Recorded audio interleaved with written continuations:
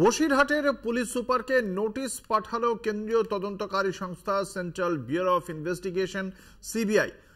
নাজার থানার দুটি অভিযোগে নথি চাওয়া হয়েছে সিবিআই এর পক্ষ থেকে, এমনটাই জানতে পারা যাচ্ছে।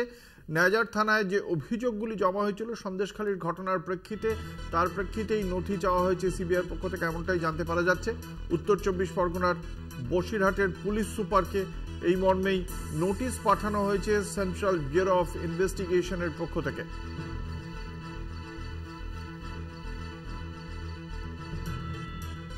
এখনো গত 5ই জানুয়ারি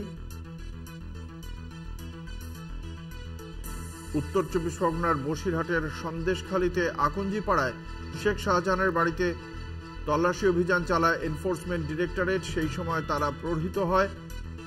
তারপরে সেই ঘটনার প্রেক্ষিতে সিবিআই তদন্তের নির্দেশ দেওয়া হয়েছে আদালতের পক্ষ থেকে। সেই ঘটনার তদন্ত শুরু করেছে সিবিআই।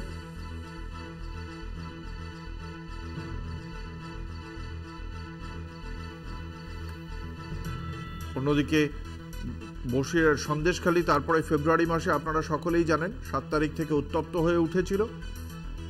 কতজন মানুষের যা অভিযোগ জমা পড়েছে রাজ্য সরকারের কাছে, সেই অভিযোগের প্রেক্ষিতে কি পদক্ষেপ এবং কি অভিযোগ রয়েছে সেই সমস্ত নিয়েও তদন্ত করছে সিবিআই।